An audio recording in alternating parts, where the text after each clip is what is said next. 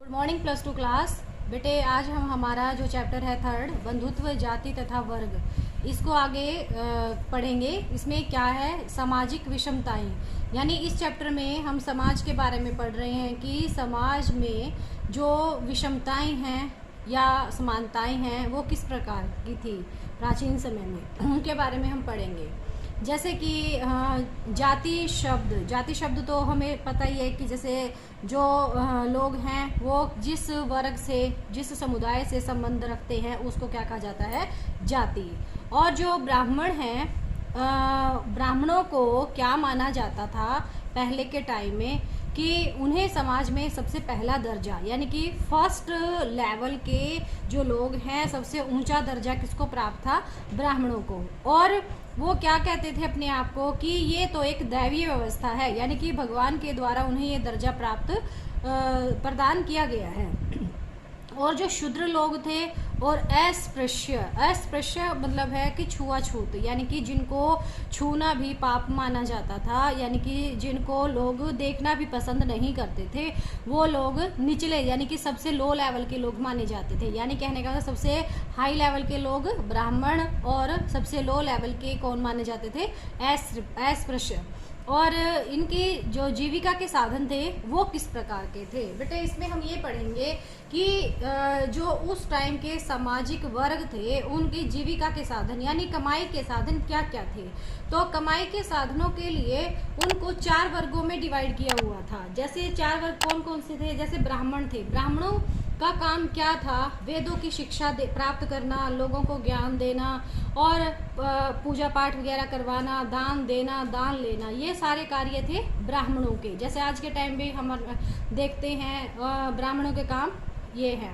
और क्षत्रियों का काम क्या था, क्षत्रिय का काम था कि युद्ध करना, लोगों की सुरक्षा, यानी क्षत्रिय जो वर्ग के लोग थे और उनका न्याय करना, वेद पढ़ना, यज्ञ करवाना, दान दक्षिणा देना। और अंतिम 3 कार्य जो थे वो वैश्यों के लिए भी थे, साथ ही उनसे कृषि, गौपालन और ये काम भी अपेक्षा की जाती थी कि ये काम वो लोग करें।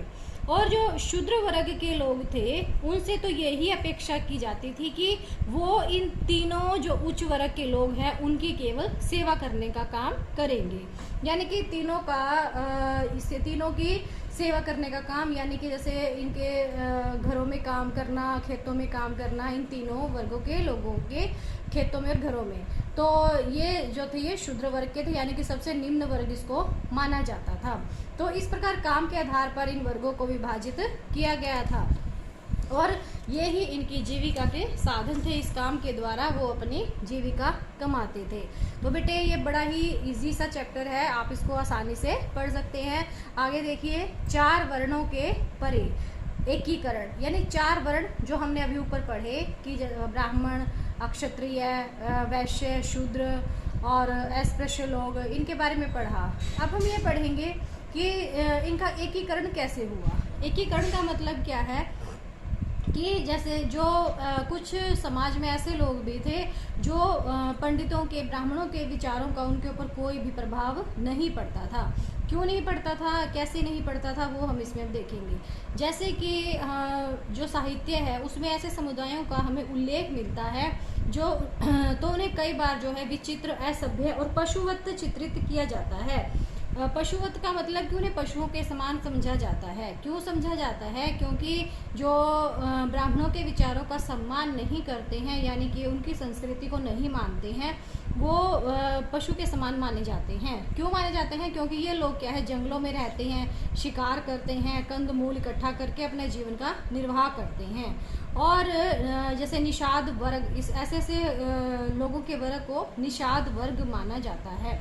और जो यायावर पशुपालक हैं इनके समुदायों को भी शंका की दृष्टि से देखा जाता था। क्यों देखा जाता था, क्योंकि ये आसानी से अपने आप को, जो खेती के कार्य थे उनमें अपने आप को नहीं ढाल सकते थे और ये एक जगह से दूसरी जगह पर घूमते रहते थे, एक जगह टिककर ये काम नहीं करते थे।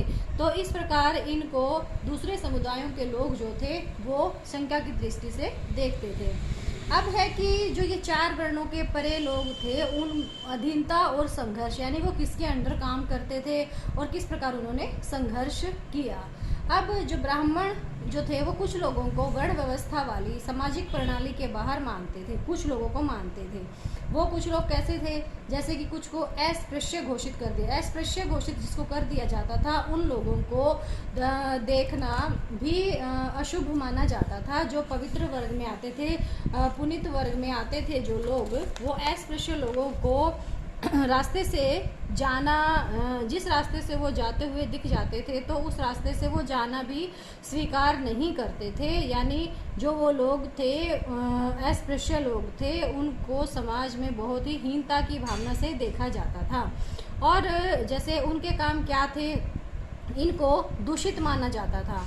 और इनके काम क्या थे, जैसे अंतिम संस्कार करना शवों का, मृत पशुओं को छूने वालों को चंडाल कहा जाता था। क्या कहा जाता था इनको? चंडाल।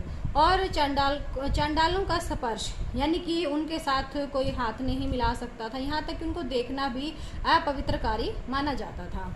यानी उनको किसी भी तरह से पवित्र नहीं समझा जाता था। जो उच्च वर्ग के लोग थे उनको देखना भी पसंद नहीं करते थे।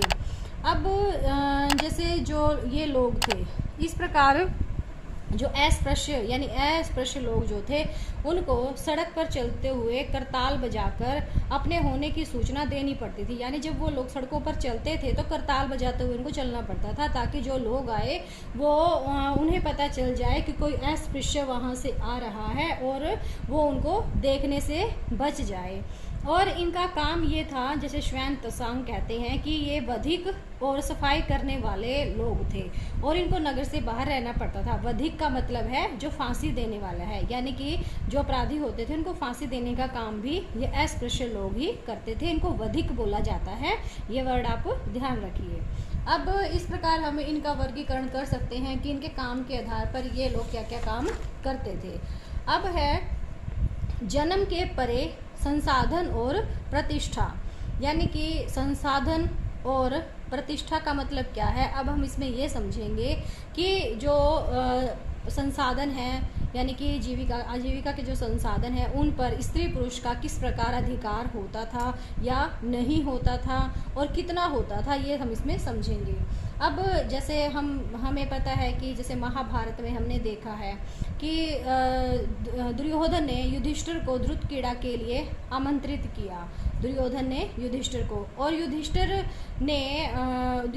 को धोखा दिया गया उसके कंपटीटर के द्वारा, प्रतिद्वंदी के द्वारा, और इसके कारण, धोखा दिए जाने के कारण वो सब कुछ उसमें हार गया। यहाँ तक कि उनकी जो पत्नी थी द्रौपदी, उसको भी दांव पर लगा दिया और उसे भी वो हार गई। यानी कि सारी संपत्ति पर किसका अधिकार था? पुरुष का अधिकार था। तो इस प्रकार हम इसमें कह सकते हैं कि जो पुरुषों का ही अधिकार होता था संपत्ति पर, स्त्रियों का कोई अधिकार नहीं था। अगर हम महाभारत का इस उदाहरण को सब देखते हैं तो जैसे, लेकिन यहाँ पर एक बात आप समझ सकते हैं कि जैसे जो विवाह के समय स्त्रियों को जो उपहार गिफ्ट वगैरह मिलते हैं उस पर तो केवल स्त्रियों का ही अधिकार, स्वामित्व, ओनरशिप होती है। और जो स्त्रियों का जिस वस्तु पर स्त्रियों की ओनरशिप होती है उसे स्त्री धन बोला जाता है। उसको ध्यान रखोगे कि जिस पे केवल स्त्री का अधिकार होता है उसे स्त्री धन कहा जाता है, और उसे वह अपनी संतान को दे सकती है विरासत के रूप में, अपने बच्चों को ही दे सकती है उस स्त्री धन को, और इस पर उसके पति का कोई भी अधिकार नहीं होता है। लेकिन मनुस्मृति स्मृति जो है स्त्रियों को पति की आज्ञा के विरुद्ध पारिवारिक संपत्ति अथवा स्वयं अपने बहुमूल्य धन के गुप्त संचय के विरुद्ध भी चेतावनी देती है।